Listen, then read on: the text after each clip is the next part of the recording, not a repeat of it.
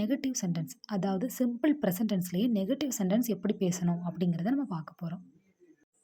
Negative சென்டென்ஸோட நம்ம structure பார்க்கலாம். Negative sentence ரொம்ப ஈஸிங்க. Subject plus do not or does not plus verb.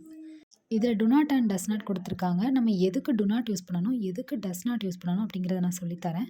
டே 1 கிளாஸில் நம்ம வந்து சப்ஜெக்ட் ப்ரொனவுன் படித்தோம். சப்ஜெக்ட் ப்ரொனவுன் என்னலாம்? I, we, you, he, she, it, they. இதில் நம்ம ஹீ, ஷி, இட் இந்த 3க்குமே நம்ம வந்து டஸ்ன்ட் யூஸ் பண்ணணும். அதர்ஸ் எல்லாத்துக்குமே நம்ம டு நாட் யூஸ் பண்ணணும்.